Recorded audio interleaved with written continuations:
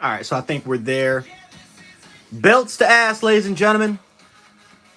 Belts to ass. I don't know I don't know how long I'm gonna go for this thing for, but Bama versus Georgia halftime report. Bama is kicking Georgia's ass. They cannot stop the Kalen DeBoer or Nick Sheridan offense. We are doing whatever the hell we want to do against this football team. Defensively, for the most part, Georgia has no answer. We are confusing them. We're disguising a lot of our coverages. We're confusing a lot of Carson Beck. He can't hit any of the open throws if possible. Alabama is straight up kicking their ass. On the line of scrimmage, kicking their ass. Defensively, Georgia's not really moving the ball as much as what we thought it could be. I mean, this is a slaughter. This is a slaughter. We are killing this football team, and so I'm shocked. I thought that this game was going to be close. Yeah, this shit's a bloodbath. Yeah, it is a bloodbath, man. Like this is crazy. Yeah, Ice. I don't know what's going on with your team, Ice. I don't know what's going on with your team, man. But this is belts to ass. Bama, we should have scored 40 points. We should have gotten 40 points on this team right now. I mean, we should have got 40 points. You know, for some reason, I mean, hold on, I gotta get this out the way. I love Jam Miller a lot. Jam Miller's got to stop bouncing it to the outside. He bounces it to the outside. Run the fucking ball up the middle. Yes, there wasn't that much room, but you are 220 pounds. You are big. Go up the middle. That's a first down. I don't know why you hesitated and tried to bounce it to the outside. Go upfield, and it is a first down. And then Jalen Miro threw it right behind the tight end. Now, I'm just again. He had to try to get over the top of the linebacker. He threw more of a bullet. I understand it. He threw it behind the. He should have caught the pass. He threw it behind the receiver. If he hits the receiver in stride, that is. We're probably at the 5 or the 4 yard line right now. So we had a couple turnovers inside the red zone. We got a safety, but it should have been. I mean, we should have at least 35 points. At least 35 points should have been on the board in this game, and we blew a couple opportunities. Kalen DeBoer called a timeout. Which again, he didn't like our defensive alignment, but he lets that go. That's a 4th and 1 stop, and now we're talking 30-0 right now if that's going to happen. So we're making it's mental lapses. It's mental lapses even at the end. I don't even have an issue with that. I mean, Miles McVay. I don't know. I mean, whatever. It is what it is. But it is legit belt to ass. We are dominating Georgia at least in the first half. Now this shit's not over. The second half, Georgia gets the football back. We scored 30 in the first half. Georgia can score 30 in the first half easily. So we got to find a way to keep up the momentum. We got to find a way to keep our foot on their fucking necks. And if we can do this for about a couple more quarters, we don't got to score 60 points in order for us to win this football game. We just have to continue to play efficiently. We got to continue to wait to stop the stupid, the kind of the mental mistakes. Chew off a lot of this clock, and we should walk out of here easily. I expect Georgia to make their adjustments. Kirby Smart has one of the best coaching staffs in college football. Glenn Schumann, Mike Bobo, rest of those guys. I expect them to make adjustments. But this is, if you guys watch me, Coach Sean, Coach Smook, Coach Merrill, Ty Hayes, if you watch any Bama content creators, this is what we've been trying to tell you. Kirby Smart defenses do not do well against Kalen DeBoer offenses. They just don't. Dan Lanning is literally running the exact defense that Georgia has been running when he was at Oregon. He ran the exact same defense that they ran there. What happened? Kalen DeBoer, I mean, going against superior talent, because I understand people are going to say, well, it's Oregon. That's an Oregon team that had way more NFL talent than Washington did, or at least more 4 and 5 stars than Washington ever did. And Washington put 40 points every single time that well, not 40 every single time, but they put up at least 30 points on that Oregon team every single damn time. This is what we've been trying to tell you. So much motion. We run a lot of empty, a lot of motion. The receiving concepts were great. The blocking concepts, my gosh, a lot of pin and pull action. A lot of pin and pull action. Our centers are getting open in the open space. Pritchett, this is what I've been trying to tell everybody. When you get Pritchett out in open space, and that dude can seal the edge better than anybody. He might not be the best pass blocker out there, but he's extremely athletic. Just get him out in space, and that dude as a run blocker, oh, he is going to make a lot of plays happen. This is a pure DeBoer Sheridan masterclass. This is what we've been trying to tell these Georgia fans. This is what we've been trying to tell everybody for the entirety. If you can put this shit together, there is nothing is stopping. Now people that have been doubting DeBoer, because there's been a lot of Bama fans that doubted DeBoer when he first got hired. I've been trying to tell people this was my guy. This was my candidate. I've been trying to tell people since January, this is why I wanted him. Because he is going to bring a different dimension, a different dimension to this offense that we haven't seen since Sarkisian. He is just going to bring it. Now people see why he is one of the best coaches. Now people see why Michael Penix Jr. developed into a first-round quarterback. Him and Nick Sheridan to help develop Michael Penix to becoming a first-round quarterback. Now they see why in 1 year Washington put three players within the first 3 rounds of the NFL draft, and Rome Odunze, Jalen McMillan, and Jalen Polk, who was a backup receiver. He wasn't even a starting receiver. He was a backup receiver who came in and all of a sudden became a second rounder in 1 year. Now they see why Washington won the best won the Joe Moore Award and put 2 offensive linemen into the NFL, including one in Troy Fautanu, who was a 2-star and ended up being a first-round pick. Now they see why Parker Brailsford, who everybody want to clown us for the center position, but when we picked up Parker Brailsford and they said, oh, he's 275 pounds, he's too damn small. And I was telling people, this is the same Parker Brailsford who they moved inside to center and kicked T'Vondre Sweat's ass. Something that they struggled with, something that for the most part we struggled with. We struggled to go against Byron Murphy. We struggled to go against T'Vondre Sweat. And this 270-pound center kicked the living shit out of T'Vondre Sweat, who's now with the Tennessee Titans killing it. Now they see why I was so high on Kalen DeBoer in this offense. Now the SEC gets a wake-up call. Now they see why this Alabama football team is not only why we haven't left the scene, why people were saying that we're going to lose 5 games this year.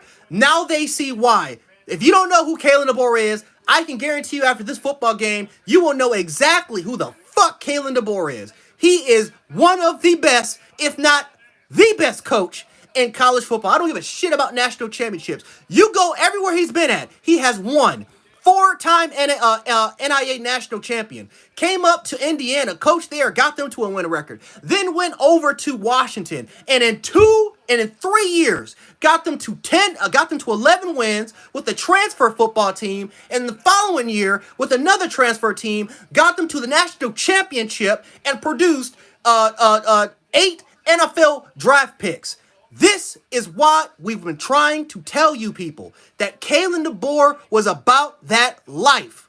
But no, you have people out here saying that, man, you're not Saban made your program. Kalen DeBoer can't recruit. He can't bring in a staff that can't recruit. Yet Kalen DeBoer, this offseason, we put that shit to bed because we have the number 2 recruiting class in the damn nation. This is a guy that never even had a top 25 class. He came to Alabama, and in his first year with the brand new coaching staff, with Courtney Morgan bringing him from Washington, in his first year, we have a top 2 in a position where we could be the number 1 recruiting class. And in his first year, he is about to do something that Nick Saban, for the most part, going against Georgia all these years, has only done it 1 time in his career. And that's blow this fucking team out. This is what we've been trying to tell you people, that Kalen DeBoer was one of the best coaches in college football. Georgia's not a bad football team. Georgia is not a bad football team. And like I said, they can come back in the second half. I'm not going to disregard this game. But look, we're making everyone's saying that they're going to be 8-4 and 7-5 and 6-6 now because Georgia is a good football team. This is just Kalen DeBoer. He's been doing this shit since he's been coaching.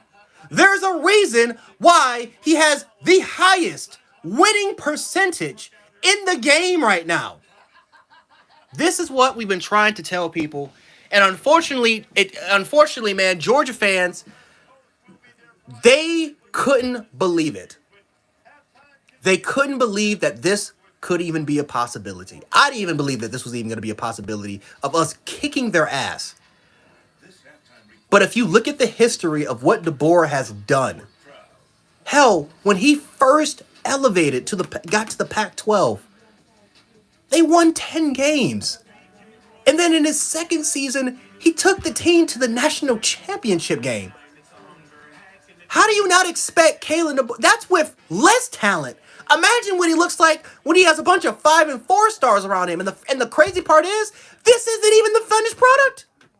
This isn't even the finished product. We haven't even gotten these are not even his recruits. A lot of these players, for the most part, they don't even, we talk about this in the preseason, they don't even fit DeBoer's scheme. But we made it work. Imagine him recruiting. You know why? And this is what we kept hearing about these Auburn fans, about Auburn were winning in-state. Do you know why Auburn's winning in-state? Because Alabama's recruiting out of state. And we're going to California. We're going to Nevada. We're going all over the damn country, and we are recruiting kids that DeBoer has been targeting for the last 3 years since he's been at Washington, and we're grabbing them. We are getting players that specifically fit the DeBoer system. Look at our linebackers. We're getting 215-pound, 220-pound linebackers. You know why we're getting 215 or 220-pound linebackers? Because of speed. We're not getting the bulky linebackers like we used to have. We're getting pure and utter athleticism. We are getting speed. We are getting 270-pound defensive tackles. I'm telling you, man, Tim Keenan and Jaheim Otis, that shit's over with. After when they graduate, that shit's done with. You know who's going to be our defensive tackles? 280, 270, 280, 290. We are getting pure speed and pure athleticism. These are not even his recruits. These are not even his recruits yet.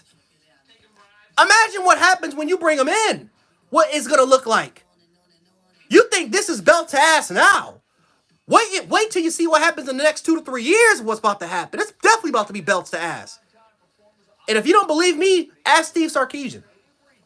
Ask Steve Sarkisian, when you give him a couple years, when you bring in his kids in, when he doesn't have to deal with his past predecessors, when he can bring in his own kids that he recruit in. Imagine what Texas will look like next year with Arch Manning. Quinn Ewers wasn't even his option. Imagine what he'll look like with Arch and a lot of those young kids that play today, like the Colin Simmons and the I forgot their inside linebacker who's a sophomore now. I forgot, but he was a 5-star. Imagine what they'll look like next year. This is why I'm high on Texas, because I know that Steve Sarkisian's kids are just coming in. They're just coming in. You know why Oklahoma's defense is really good? Because all of a sudden 2 years in, Brent Venables' kids are coming in. That's why that defense has changed. Because you're getting in players that fit the defensive philosophy of the coach. Now, offensively, they're garbage. But defensively, he was there to make the culture shift on defense more, to make it better. And it has exceeded expectations. And we haven't even gotten to a full 4-year cycle of what a Brent Venables defense can look like. Imagine what a DeBoer offense will look like in 4 years when you get his kids that he recruits personally to come here.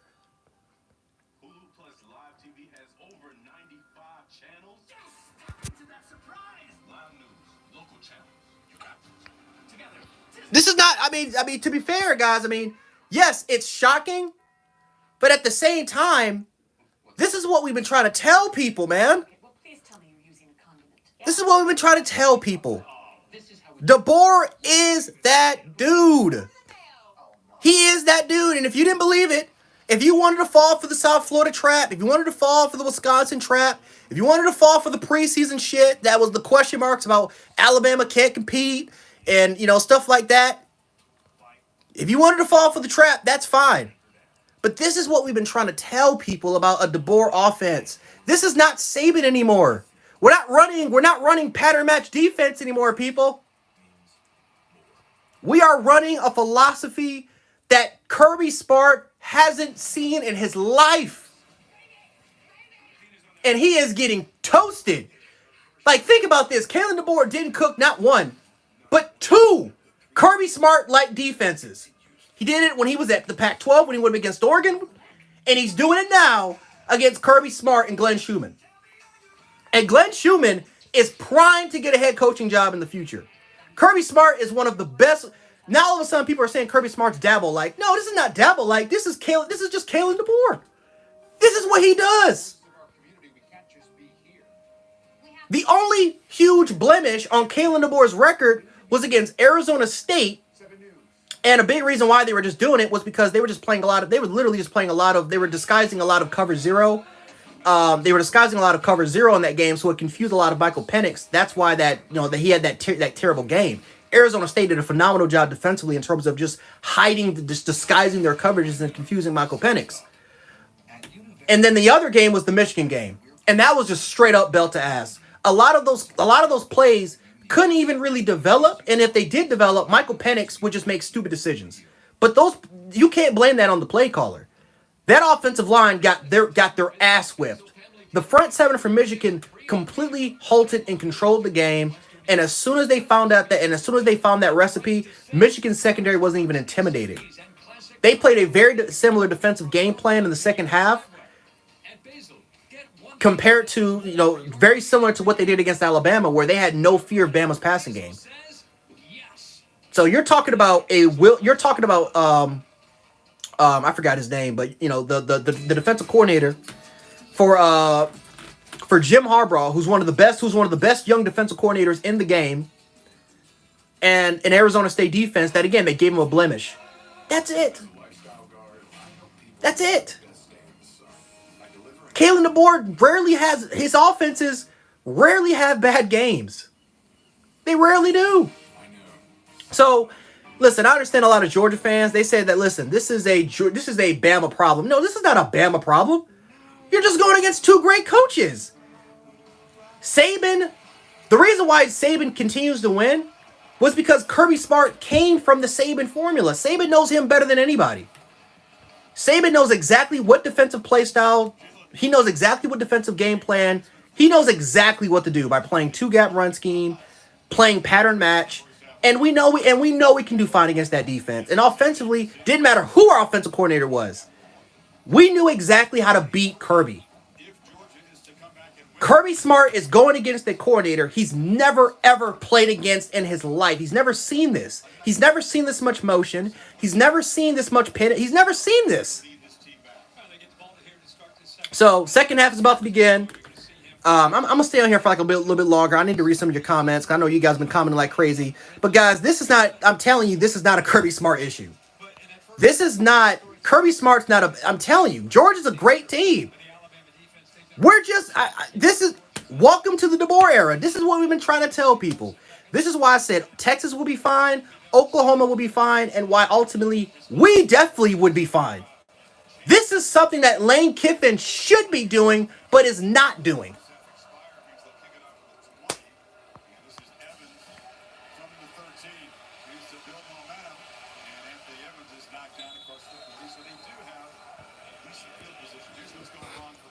So like I said, guys, we'll see. Kickoff just began. They're at the 40. We'll see. But like I said, man, one drive can completely flip the entire momentum of the game. I am not going to discount this football game. But I'm just trying to, because like I said, who knows? If we lose the football game, it is what it is. But this is what I'm trying to tell people, man. There's rarely going to be, you have to be an historic defense to shut this offense down. And I'm being serious. You have to be an historic defense. Georgia, this is not an historic defense. It's a good defense. Very good defense. Very good defense. But in order to shut down a DeBoer offense with 4 and 5 star players, you're not going to shut it down. You're not going to shut it down for 4 quarters. This is a team that is primed to score 30 points a game on anybody.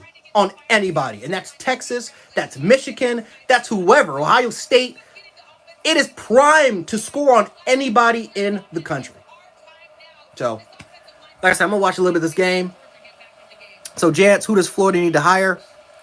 Honestly, I'll take a look at Nick Sheridan. I'll take a look at Nick Sheridan. I would take a look at Nick Sheridan. Because I'm telling you what's going to happen. DeBoer is going to have his own line of coaches go. Ryan Grubb is gone. Jamarcus Shepard is probably going to be gone next year. Sheridan is going to get picked apart. If I'm Florida, I'm going after Nick Sheridan. I got to get someone. I got to get somebody in that DeBoer line that can come in and coach DJ Lagway. And Sheridan did it with Michael Penix. I'm snatching him up immediately if I'm the Florida Gators. And look at Ryan Grubb. Look, Ryan Grubb is doing an amazing job. Look at that sack. I just don't know what to tell people. I don't know what to tell people. Ryan Grubb is amazing for the Seattle Seahawks. He was supposed to be our offensive coordinator.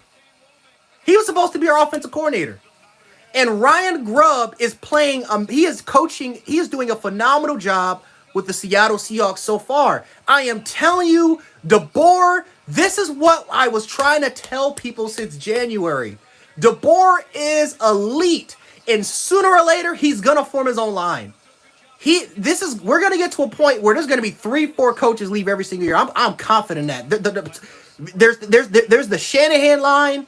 There's the Belichick line with Flores and O'Brien and McDaniel and all those coaches out there.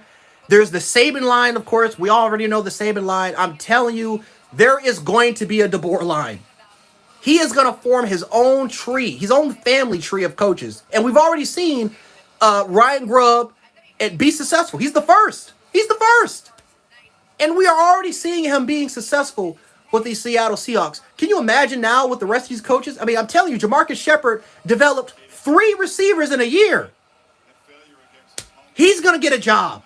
I mean, come on, people. I mean, this is what we've been trying to tell people. But nope, nobody didn't want to listen to us. They didn't.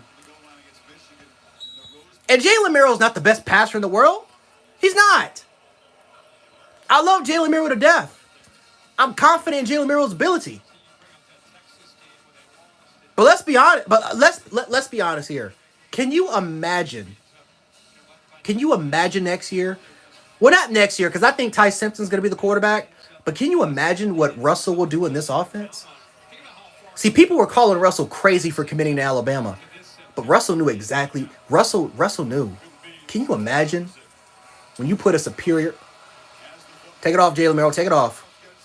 Can you imagine when you get a superior quarterback behind this offense with all the motion, all the pin and pull, the receiving concepts, and I'm telling you this right now, guys. In 2 years, Russell is going to. No, let me stop. Let me just stop. Y'all find out. You will find out what Russell will do in a couple years. But I'll say this: I'm proud of Milroe, man. I'm proud of Milroe. How Milroe has looked has been amazing. He's been going through his progressions. He's been stepping up in the pocket. And we drop it. What the fuck?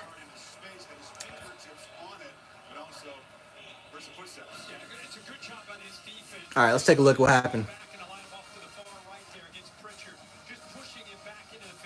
Should have been a catch.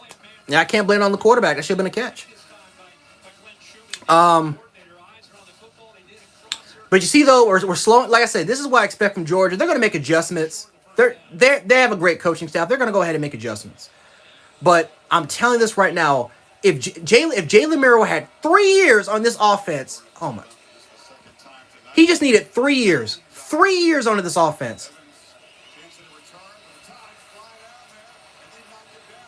All he needed was 3 years on this offense. He just needed 3 years. And unfortunately, though, man, Merrill just doesn't have the time. He just doesn't have the time. He does not have the time to be the quarterback that I think he can be. Like, that's the scary part.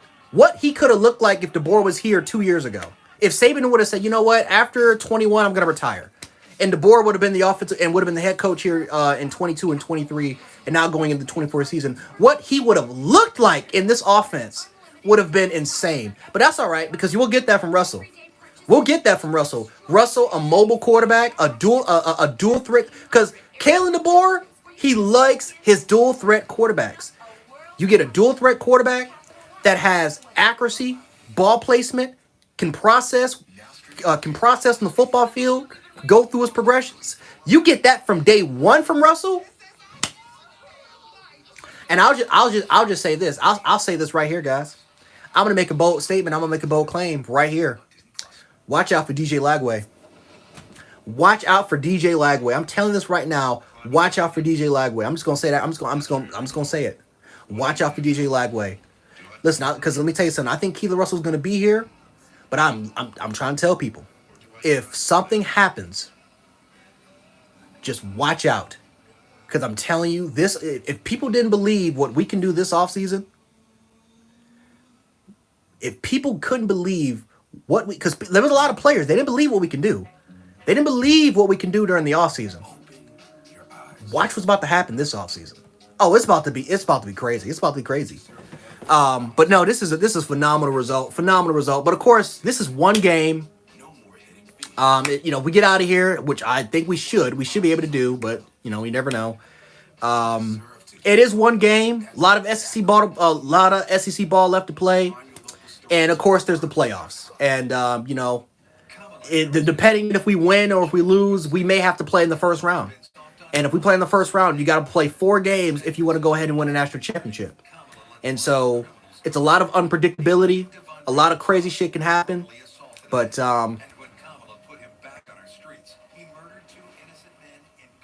yeah, I mean, look, I said it best. Miller's growth has been amazing. Yep, I agree with that. Muto deserves lots of credit for all. Yep, I agree. Part of the reason he was hired was his success at Washington. Yes, yep. And this is what we try. Look, people were worried about the recruiting. I'm like, I ain't worried about the recruiting. I care about development. These kids, I don't give a shit about. Listen, I don't care about that. Yes, is it an important quality? Yes, it is an important quality. But that dude can develop, and he can develop at a high level. So that's what I cared about. I cared about his ability to develop the quarterback position. Everything will fall in place. I wasn't really worried about the recruiting. I was worried about, can this dude develop a quarterback? Because I don't want to go into, and this was my biggest issue with people saying Dan Lanning, is I know it's about to happen. Dan Lanning, he's gonna bring in Sloan. Not bring in Sloan, but he's gonna bring in his offensive coordinator from Oregon. He's gonna bring him over, and Will Stein. He's gonna bring in Stein, and then Stein will be there for about a year or two. Stein's gonna leave, and then we're gonna go back to square zero. We're just gonna have great defensive philosophy. We're gonna have great offensive line play, but average to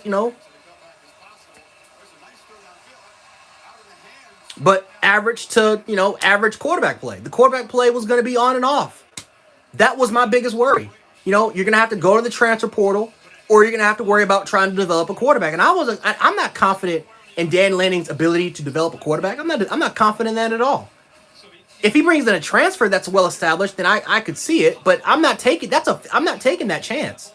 And so I wanted DeBoer because I liked what he did with Penix. He has a history of developing quarterbacks, and that's what I wanted. I wanted somebody that can develop my quarterback.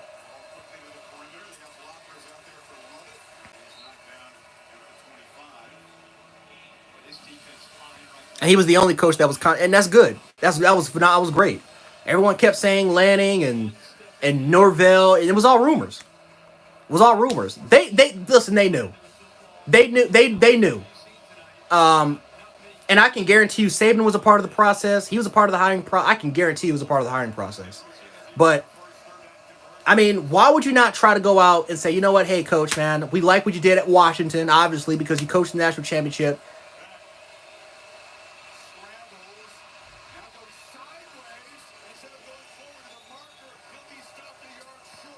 I don't know why he didn't just go for it. He was going to get the first down. I don't know why he did it.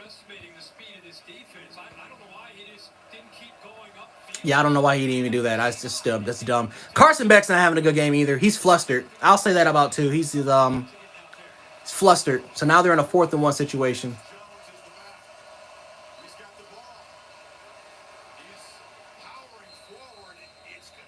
Oh, we got it. Barely.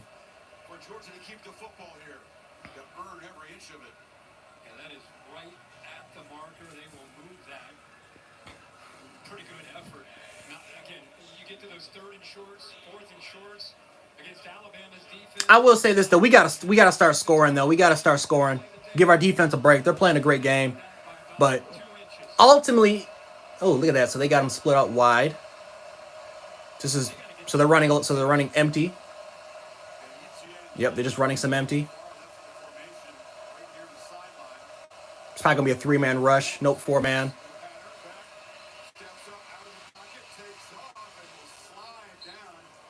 That was a good decision by Beck because we had no spy. Had no spy, so it was simply just gonna be a 4-man rush. I thought it was gonna be a 3-man rush. We had a 3-man rush. We would have been a lot short, but that was actually a smart decision by Beck. I would have done the exact same thing.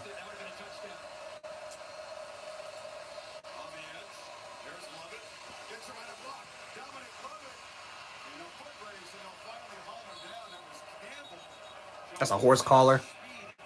All right, so they're gonna move up the ball up the field.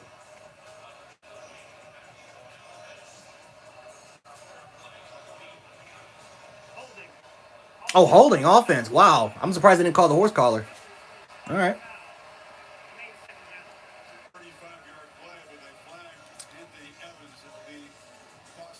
Yeah, man, I appreciate that, Ronaldo.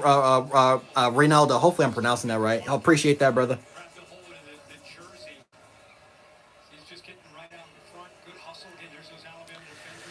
But yeah, man, I am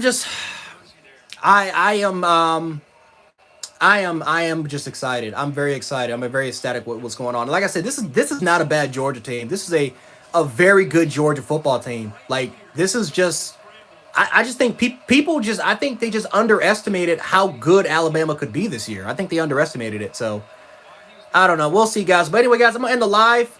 Catch me on Coach Sean. I'll be on Just My Humble Opinion or JMHO Sports Podcast. I'll be on there after the game is over. So check me out on the post game, and of course, I'll have my video, my post game reaction. I'll have that up as shortly as possible as well, man. So hopefully, you guys have a good one. Hopefully, we come out with the dub, man. It's 8:56. I want to see as much time wasted, but you never know what can happen. So I'll catch you guys on the next one. Peace.